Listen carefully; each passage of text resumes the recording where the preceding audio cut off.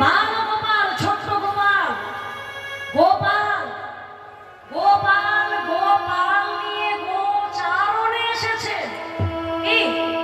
এখানে তিনটে গো আছে, তাই তো? গোপাল গোপাল নিয়ে গোচারণে এসেছে। তাহলে তিনটে গোয়ের মা তিনটে মানে আছে আলাদা আলাদা। প্রথমের যে গোপাল, গোপালক, গো শব্দের অর্থ হলো পৃথিবী, পালক শব্দের অর্থ পালন কর্তা। যিনি পৃথিবীকে পালন করছেন তিনি গোপাল। চড়াতে এসেছেন গোপাল, তার মানে গো অর্থাৎ গাভী। নবলক্ষ ধেনুর একটাই পাল, গোপাল। দুটো গো গেল। শেষে কি বলছে? গোচারণে এসেছে। আচ্ছা, গোচারণ মানে কি গো? হ্যাঁ, গোচারণ মানে গরু চড়ানো। সবাই জানে গরু চড়ানো, আমরাও জানি গরু চড়ানো, কিন্তু এটা হলো মা তথ্য, এটা তত্ত্ব নয়। তথ্য বাইরের জিনিস, আর তত্ত্ব হলো গভীরের জিনিস। তত্ত্ব বলছেন ভগবান গোচারণ করেছেন। গো অর্থাৎ ইন্দ্রিয়। এই যে আমাদের ভেতরে রয়েছে কটা ইন্দ্রিয়? 10টি ইন্দ্রিয়, 5টি কর্মেন্দ্রিয়, 5টি জ্ঞানেন্দ্রিয়। এই 10টি ইন্দ্রিয় বলছেন চারণ শব্দের অর্থ হলো চরিতার্থ করা। এই ইন্দ্রিয়দের চরিতার্থ করবার জন্য আমরা ভবগোঠে এসেছি বাবা। এই ভবগোঠে যখন আমাদের খেলা শেষ হবে তখন আমাদের নিজের ঘরে যেতে হবে। তাহলে ভগবান রাখাল হয়ে ধেনু চড়িয়েছিলেন, ঠিক কি না? ভগবান আমাদেরকে কটা ধেনু দিয়েছে গো? রাজার ছেলেকে যটা, ভিখারির ছেলেকেও তটা, ও ব্রাহ্মণের মেয়েকে যটা, চন্ডালের মেয়েকে তটা, আমাদের পুঁজি বাবা 6টা। পুঁজি আমাদের 6টা। যে যবে আমরা এখানে সে অমুক তমুক দেখাই না কেন, 6টা পুঁজি। কাম, ক্রোধ, লোভ, মোহ, মদ, মাৎসর্য। আমরা প্রত্যেকটা জীব আমাদের মালিককে কথা দিয়েছিলাম, হে মালিক তুমি আমাদের ধেনু দাও, তোমার ধেনু তোমার গোঠে চড়িয়ে তোমার জিনিস তোমাকে ফিরিয়ে দেবো। ভক্ত বাবা, ভক্তিমতী মা। আচ্ছা, এই কথা আমাদের কজনের মনে আছে?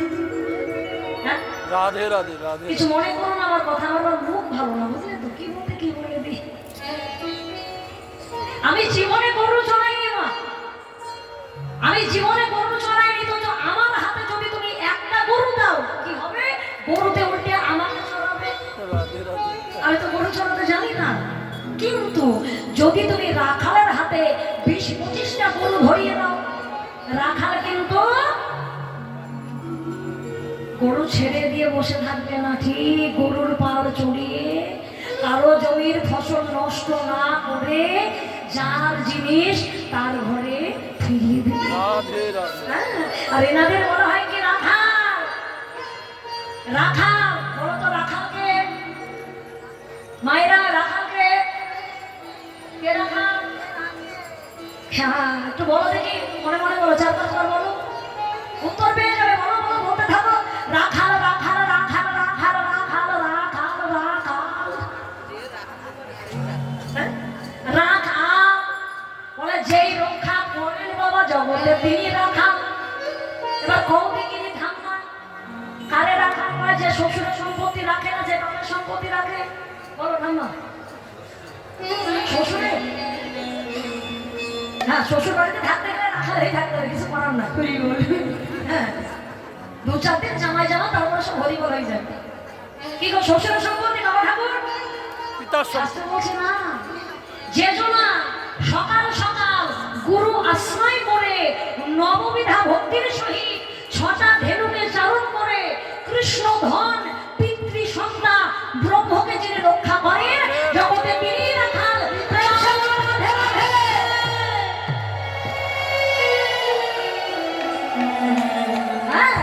বলে রাখাল জগতে আছে বাবা, কিন্তু বেশিরভাগই আমার মতো, মানে সেজে বুঝে ঘুরে বেড়ায়। কাজের জায়গায় কিছু নয়, শুধু সেজে বুঝে ঘুরে বেড়ায়। তবে আছে, কোটিতে কোটি খুঁজে নিতে হবে বাবা। হ্যাঁ, তাই গোবিন্দ রাখাল হয়ে খেলেছে খেলা। আজও খেলা তো, আজও খেলো তো, আজও খেলো তো।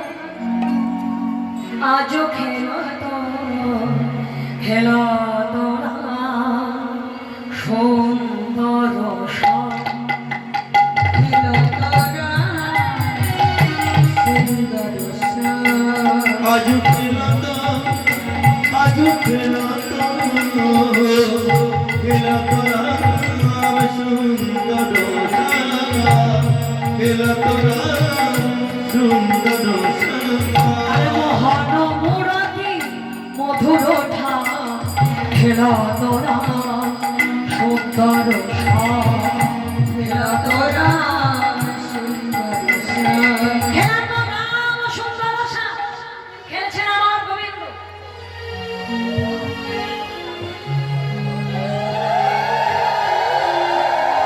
রাধে রাধে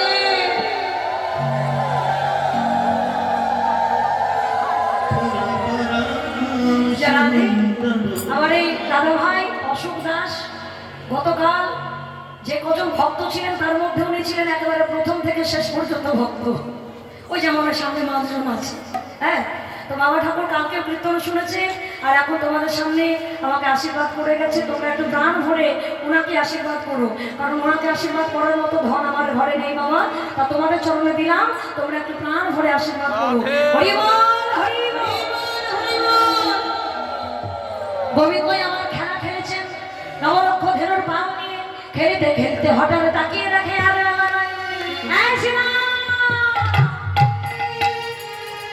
শ্রীরাম রে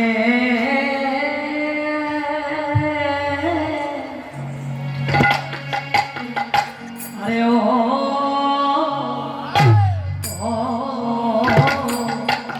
পার জড়ো করো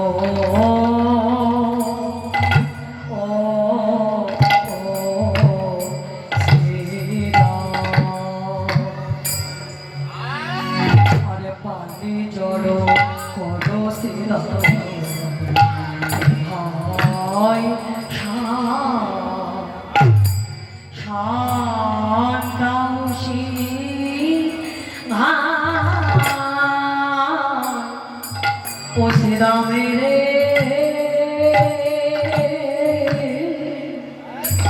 আরে ও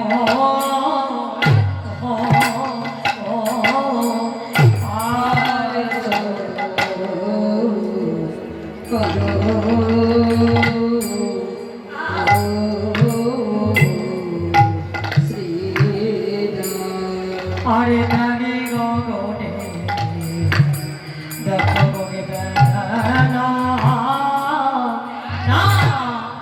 আই ভাই সিধা আরে পাল পাল জড়ো করো ও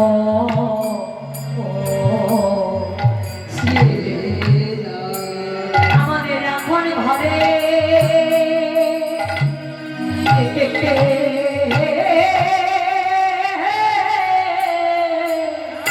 এখন ঘরে যে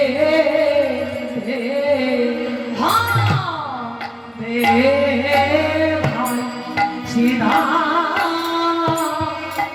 আমাদের গগনে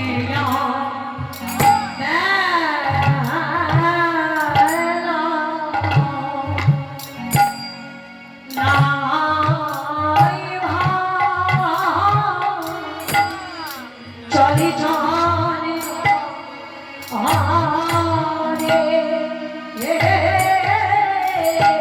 চল চল ঘরে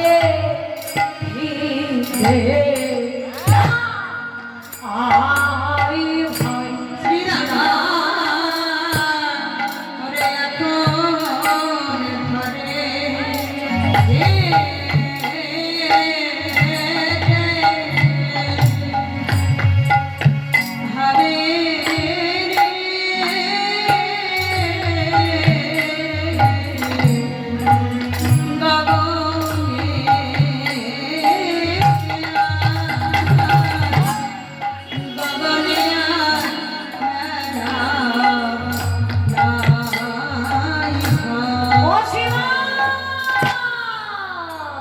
কথাই কথাই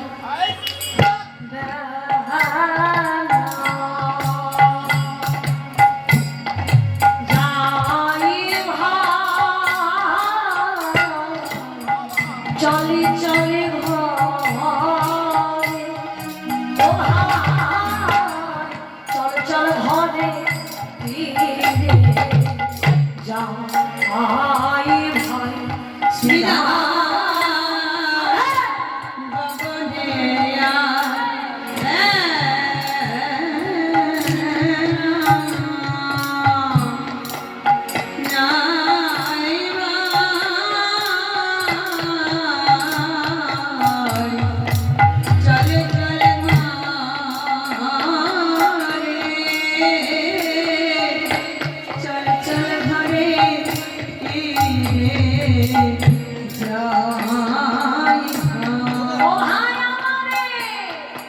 আয়ু সূর্য অস্ত গেল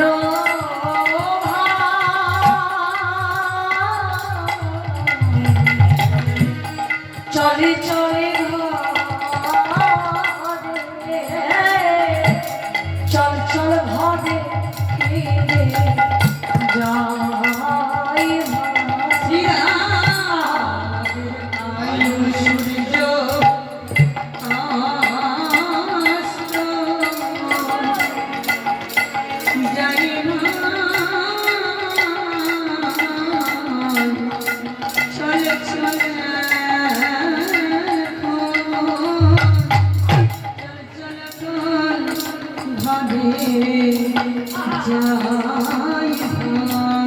আমাদের কথাই কথাই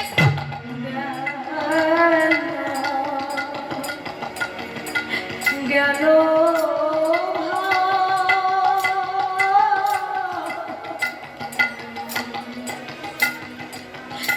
চলে চলে ও ভাই চলে চলে ঘরে যেতে হবে আমাদের কথা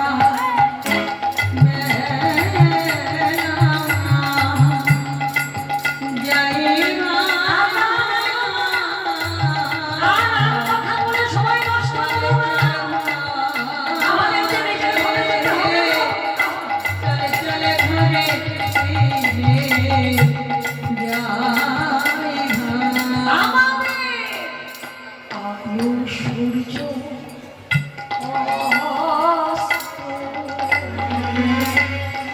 গেল